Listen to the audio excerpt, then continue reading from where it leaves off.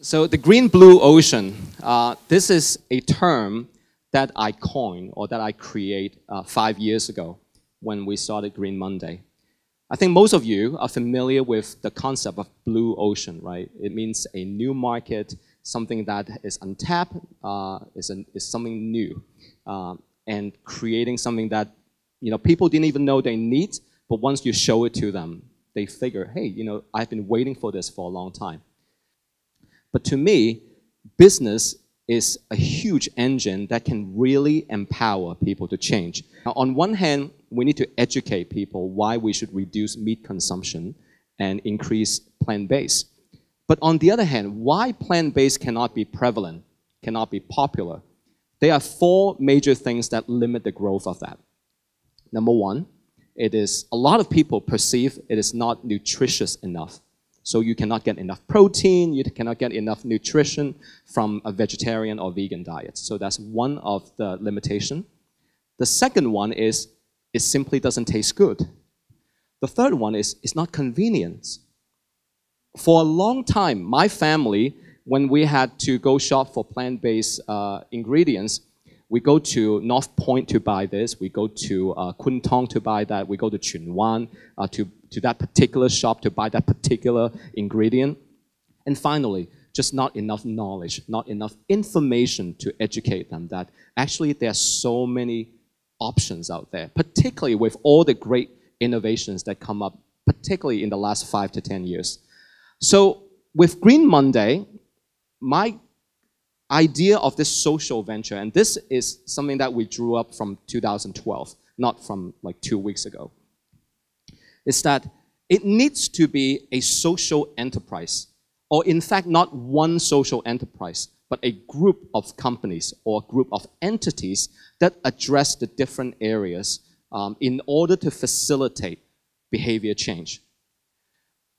Eating meat is one of the most ungreen thing or most unsustainable thing that you can do to yourself and to the planet.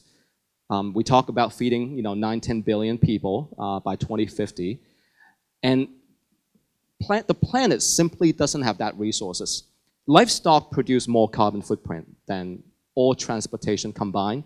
It is also extremely water intensive and land resource intensive. All these problems that people have with health, we eat ourselves into these type of problems. We eat ourselves into that type of disease. So that's why WHO last year, about this time, issued a report that processed meat, such as bacon, such as sausage, such as spam, these are, in terms of the level of hazard of causing cancer, is the same, which is also the highest degree of hazard as tobacco. So I think it's common knowledge that tobacco is not good for us, but it's definitely not common knowledge yet that meat, particularly processed meat, is bad for us, as bad as tobacco. Now, that also has a huge social and economic implication, because when people get sick, obviously it involves healthcare costs, either on ourselves or on our whole community, on our whole society. So there was a research just to say that if the world shifts to a vegetarian diet, we can prevent 7.3 million premature death, and also can save close to $1 trillion of cost saving in terms of healthcare. Now, with all that health and environmental implications, of course, a lot of people in the world are making dramatic changes, both from a government standpoint, from a corporate standpoint, and from an individual standpoint. The German government, particularly the Ministry of Environmental Protection, just set a great example that in all future government occasions that involve the Ministry of Environment, there will be no meat and no seafood served. Now, this person right here, he issued a statement that says the future of protein is going to be more and more towards plant-based. Now, that statement itself actually is not a surprise, but it's who he is that makes this a surprising statement. He's the CEO of Tyson. And Tyson is one of the top meat producers in the world. Maybe for chicken, I think it's actually the largest. And this latest study is that of all the millennials in the US, only 1 out of 5 has ever had a Big Mac in their life. There are a lot of data that shows different types, of behavior change. Meat consumption has been going down. Dairy consumption dropping dramatically over the last few years. Now, if those things are dropping, then something must be rising. So if dairy is dropping, then dairy alternative, and dairy alternative basically meaning plant-based milk. Califia is one of the fastest growing companies. They have only been around for 4 years. Every year, their sales is doubling or more than doubling. And to the point that, everywhere you go now, I mean, this is becoming a brand that people look for. And when we brought them to Hong Kong, first brought them to Hong Kong 6 months ago, we had people like literally screaming at Green Common. They were like, oh my God, the Califia's here. I mean, they got really excited to know that these choices are finally available. So, with all that macro background, what do we do? What is our role in trying to catalyze that change and solving the 4 limitations that I talk about, which is not tasty, not convenient, not enough information, and not nutritious? So the idea of this blueprint is, first of all, Green Monday is about raising awareness. Why there is a problem with the way we are eating and living, and what type of change can happen. And then we have Green Monday Ventures that work with innovative startups, entrepreneurs that are coming up with products. This is another thing that Richard was saying. You need products. You cannot just tell them, don't eat meat. Then what do they eat? I mean, they cannot just eat tofu every day. That's why people were so scared of vegans in the first place is, they think of us only eating salad and tofu. Yeah, that's what they think. Oh my God, wow. Yeah, okay, you can enjoy your meal. I will have my steak. So we are not going to innovate all these products ourselves. That's impossible. So Green Monday Ventures, the idea is let's work with brilliant people who are also trying to solve this mega problem. And then Green Common. With Green Common, what we try to do is we need to redesign, rewire, re-engineer the whole experience. What is the Food 2.0 consumer or patron experience? And how do we create the last mile, which is the supply chain and the distribution network? Even if you have the most amazing, the most tasty product in the world, as I said, you cannot download it on your smartphone. Scalability of food require a supply chain and a distribution network. Now, each Green Common should be an experience. So combining dining and shopping and learning is a must.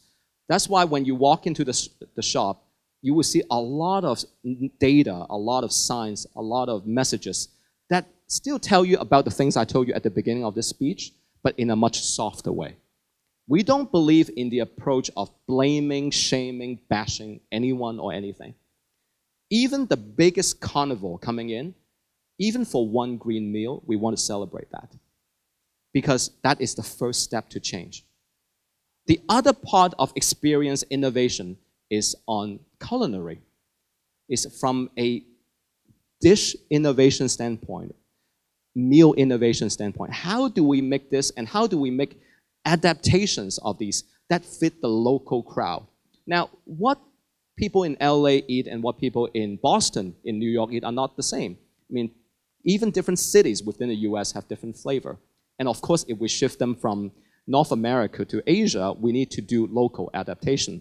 That's why one of our first dish with Green Common was called the Hainan Mai Zhao Gai, the Hainan runaway chicken, using the Beyond Meat's plant-based chicken, of course. We are so happy, so proud to launch the Beyond Burger. Actually, exactly 2 weeks ago. April 7th was when we launched the Beyond Burger. Now, as I said earlier, we grow up programmed to eat this fast food. So one of my childhood memory actually was when I celebrate my 11th birthday at McDonald's. My mom threw me a party.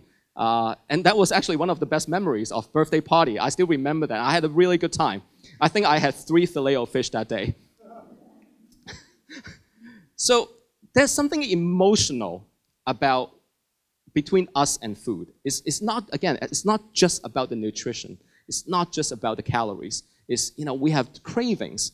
And I do believe no matter how much we crave and we think, we believe in a healthy diet, we still have, in this case, sometimes craving for a burger.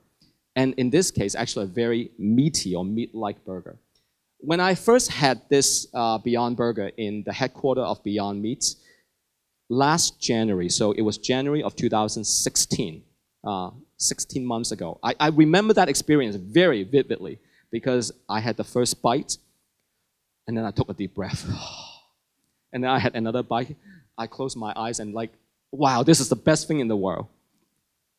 Now, Janice Chen, who is not here today, Chen Buiyi, okay, she has been a vegetarian for over 10 years. She had the Beyond Burger, and she's like, oh my God, this is the best invention of the century. Now, clearly, she's someone who is healthy too, but again, these are the emotional ties that we have with food. And Beyond Burger really achieved that. We have so many people who ate it and said, if plant-based food can taste like this, then I don't need to eat meat anymore. We have so many people who make that comment. Moses Chen, Chen Ho, he had this burger last week, and I did not prep him or anything. He just said, wow, David, this is the Tesla of burgers. This is actually a good analogy. I use that analogy on my press release too. I call the Beyond Burger the iPhone or the Tesla of food because it is a game changer. So Alan Seaman, he hasn't eaten beef for 50 years. 50. He hasn't eaten beef for 50 years. He tasted, and the next thing he did was, he said, you got to bring the Beyond Burger to his steakhouse in Lan Kwai Fong. He has a steakhouse on the 7th floor of California Tower, and we are going to have the Beyond Burger at his steakhouse. Talk about really entering, we're green, but we're entering into the red zone. Deep red. That is the type of disruption that we love to see. It is very important that Green Common exists because Green Common is built for new products like this. We are not built for the old-fashioned vegetarian food. We are built for the next age, the future food. And we believe Beyond Meat and many of these brands that we work with, they are the future. And we want to bring them in as early as possible. So because of the existence of Green Common and because of the existence of Green Monday, the board of Beyond Meat actually said very clearly that they have no plan to expand internationally outside the United States before like 2018 or something like that, because they are too busy keeping up with domestic demand. But we become the first place, and we become the exception to launch the Beyond Burger. We're going to change the world. We got to change Asia because 60-something% of the world's population live in Asia. Now, the reason why these brands love working with us is that we are simply their turnkey solution. Beyond Meat hasn't spent a dime of marketing or business development expense in Hong Kong. But Beyond Meat is becoming a name that a lot of people not just they know, but they're actually consuming their product, their customers right now. And that is the amazing synergy of this platform. Now, we haven't spent a lot of money promoting Beyond Meats either. It's because we have created this network, this culture, that people want to eat greener. They are looking for the next thing. And the moment when we tell them, they are excited. So that is the unique synergy of this platform. Now, besides sourcing from abroad, of course, we can also innovate our own products. So the next innovation, and another company that we are going to incubate is a meat analog company, a plant-based meat company that will focus on pork, because that actually is the biggest consumed meat in Asia. As an entrepreneur, I just cannot find something that's more rewarding than growing a mission-driven business that you know every minute when someone comes in to buy something, you are helping them and you are helping the planet.